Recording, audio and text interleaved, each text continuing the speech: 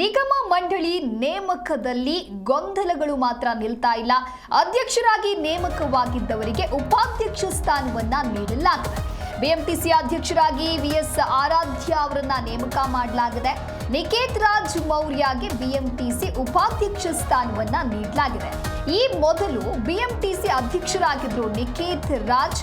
ಆದರೆ ನಿಕೇತ್ ರಾಜ್ ಮೌರ್ಯಗೆ ಬಿಎಂಟಿಸಿ ಉಪಾಧ್ಯಕ್ಷ ಸ್ಥಾನವನ್ನ ನೀಡಲಾಗಿದೆ. ಹಾಗಾಗಿ ಈ ಅಧ್ಯಕ್ಷ ಉಪಾಧ್ಯಕ್ಷ ಸ್ಥಾನದ ಗೊಂದಲ ಸದ್ಯ ಸೃಷ್ಟಿಯಾಗಿರುವಂಥದ್ದು. ಉಳಿದ 5 ನಿಗಮ ಮಂಡಳಿಗಳಿಗೂ ಕೂಡ ಅಧ್ಯಕ್ಷರ ನೇಮಕವನ್ನ ಮಾಡಲಾಗಿದೆ.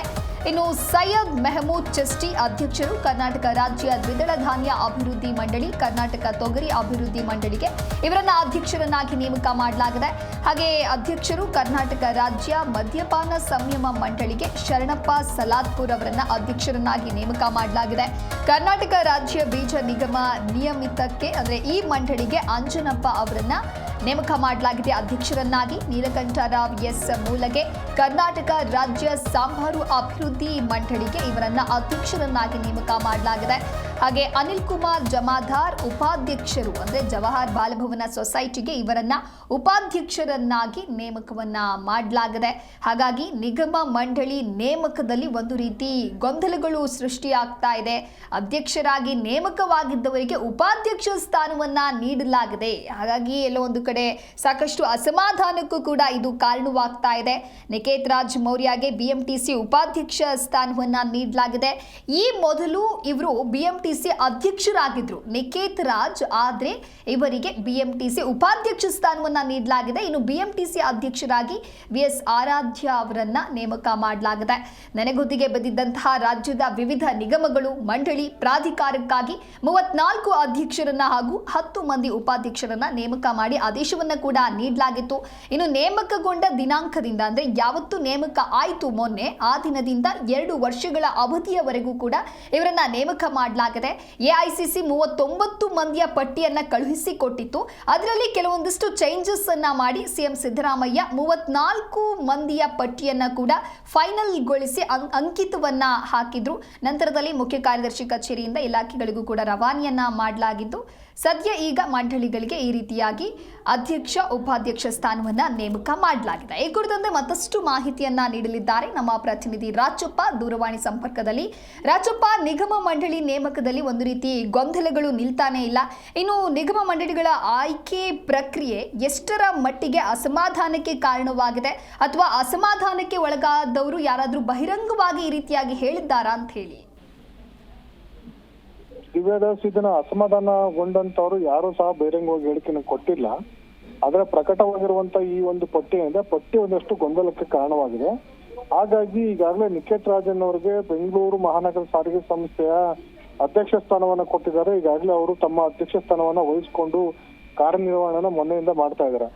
ಈ ನಡುವೆ ಮತ್ತೊಂದು ಪಟ್ಟಿಯನ್ನ ಬಿಡುಗಡೆ ಮಾಡಿ ಅವರು ಉಪಾಧ್ಯಕ್ಷ ಸ್ಥಾನವನ್ನ ಅಲಂಕರಿಸಿದ್ದಾರೆ ಅಂತ ಅನ್ನೋದನ್ನು ತೋರಿಸಿದ್ದಾರೆ. ಹೀಗಾಗಿ ಇದು ಸಂಪೂರ್ಣವಾಗಿ ಗೊಂದಲಕ್ಕೆ ಕಾರಣವಾಗಿದೆ.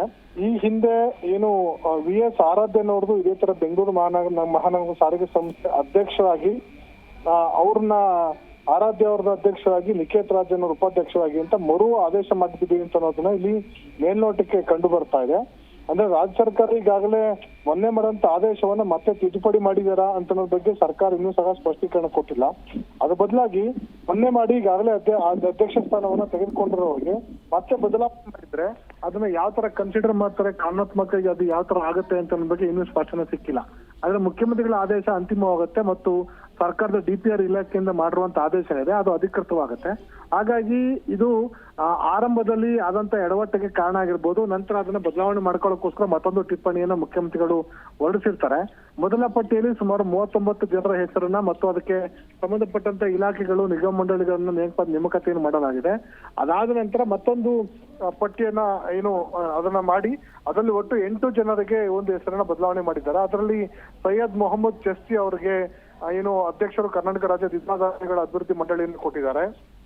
ಅವ್ರಿಗೆ ಈ ಹಿಂದೆ ಕರ್ನಾಟಕ ತೊಗರಿ ಅಭಿವೃದ್ಧಿ ಮಂಡಳಿಯನ್ನ ಅವ್ರಿಗೆ ನೀಡಲಾಗಿತ್ತು.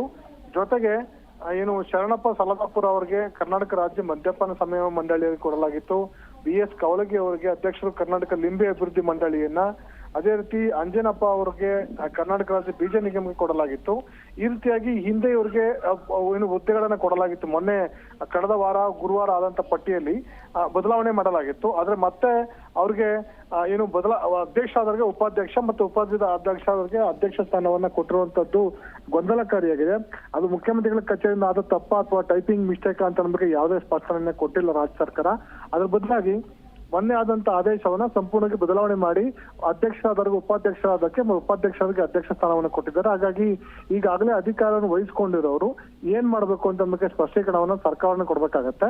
ಮತ್ತು ಒಂದ್ ವೇಳೆ ಅವ್ರ ಕಾರ್ಯಾಚರಣೆ ಮಾಡಿರೋರಿಗೆ ಸಂಬಳ, ಭತ್ಯೆ, ಸಾರಿಗೆ, PA ಇರ್ಬೋದು, ಅವ್ರಿಗೆ ಬೇರೆ ಬೇರೆ ಏನು ಸೌಲಭ್ಯಗಳು ಸರ್ಕಾರ ಕೊಡುತ್ತೆ. ಅದನ್ನ ವಾಪಸ್ ಪಡ್ಕೊಂಡು ಅಧ್ಯಕ್ಷರಿಗೆ ಮತ್ತೆ ಅದನ್ನು ಬದಲಾವಣೆ ಮಾಡ್ತಾರ ಅನ್ನೋದು ಕಾದು ನೋಡ್ಬೇಕಾಗಿದೆ. ಒಟ್ಟಾರೆಯಾಗಿ ರಜದ ಅವಧಿನಲ್ಲಿ ಮತ್ತೆ ದಸರಾ ಹಬ್ಬದ ಸಂಭ್ರಮದಲ್ಲಿದ್ದಂತಹ ಕಾರ್ಯಕರ್ತರಿಗೆ ಮೊನ್ನೆ ಅಧ್ಯಕ್ಷ ಸ್ಥಾನ ಕೊಟ್ಟು ಇಂದು ಉಪಾಧ್ಯಕ್ಷ ಸ್ಥಾನ ಕೊಡುವಂತದ್ದು ಅಥವಾ ಉಪಾಧ್ಯಕ್ಷ ಸ್ಥಾನ ಕೊಟ್ಟರೆ ಅಧ್ಯಕ್ಷ ಸ್ಥಾನ ಕೊಡುವಂತದ್ದು ಅದು ಸಮರ್ಥನೀಯವಾದ ಒಂದು ಕ್ರಮಕ್ಕೆ ಆ ರೀತಿ ಕಂಡು ಬರ್ತಾ ಇಲ್ಲ. ಹಾಗಾಗಿ ರಾಜ್ಯ ಸರ್ಕಾರದ ಗೊಂದಲವನ್ನ ಇನ್ನೂ ಸರ್ಕಾರ ಆಗ್ಲಿ ಮುಖ್ಯಮಂತ್ರಿಗಳು ಇನ್ನೂ ಸ್ಪಷ್ಟೀಕರಣವನ್ನ ಕೊಟ್ಟಿಲ್ಲ. ಒಂದ್ ವೇಳೆ ಕೊಟ್ರೆ ಇದನ್ನ ಈಗ ಬಿಡುಗಡೆ ಮಾಡಿರೋ ಪಟ್ಟಿ ಅಂತಿಮ ಅಂತಾರ ಅಥವಾ ಹಿಂದೆ ಮಾಡಿರೋ ಪಟ್ಟಿ ಅಂತಿಮ ಅಂತಾರ ಅನ್ನೋದನ್ನ ಕಾದ್ ನೋಡ್ಬೇಕಾಗಿದೆ. ಮತ್ತು DPR ಇಲಾಖೆಯವರು ಈ ಮುಖ್ಯಮಂತ್ರಿಗಳು ಹಾಕಿರುವಂತ ಸಹಿಗೆ ಸಂಬಂಧಪಟ್ಟಂತೆ ಅಧಿಕೃತ ಇನ್ನೂ ಆದೇಶವನ್ನ ಹೊರಡಿಸಿಲ್ಲ. ಈ ಅಧಿಕೃತ ಆದೇಶ ಹೊರಟದಂತವೇ ಅದು ಏನು ಕಾನೂನಾಗಿ ಮಾರ್ಪಡುತ್ತೆ ಅಥವಾ DPR ಇಲಾಖೆಯಿಂದ ಅಧಿಕೃತವಾಗಿ ಅದಕ್ಕೆ ಒಂದು ಸುತ್ತೋಲೆ ಆಗುತ್ತೆ ಅಥವಾ ಸೂಚನೆ ಆಗುತ್ತೆ. ಅಲ್ಲಿಯ ತನಕ ಮುಖ್ಯಮಂತ್ರಿಗಳು ಬರೆದಿರುವಂತ ಪತ್ರ ಏನಿದೆ, ಈ ಪತ್ರ ಮತ್ತು ಮೊನ್ನೆ ಆಗಿರುವಂತ ಆದೇಶದ ಗೊಂದಲಗಳು ಇನ್ನೂ ಸಹ ಮುಂದುವರಿಯುವಂತ ಸಾಧ್ಯತೆ ಇದೆ. ಅಷ್ಟೊಳಗಾಗಿ ದಸರಾ ಹಬ್ಬ ಮುಗಿತದೆ. ಅದಾದ ನಂತರ ಮೋಸ್ಟ್ಲಿ ಮುಖ್ಯಮಂತ್ರಿಗಳು ಅಥವಾ DPR ಇಲಾಖೆ ಬಗ್ಗೆ ಸ್ಪಷ್ಟೀಕರಣ ನೀಡುವಂತ ಸಾಧ್ಯತೆ ಇದೆ. ಓಕೆ, ಥ್ಯಾಂಕ್ ಯು ರಾಜಪ್ಪ ನಿಮ್ಮೆಲ್ಲ ಮಾಹಿತಿಗಾಗಿ.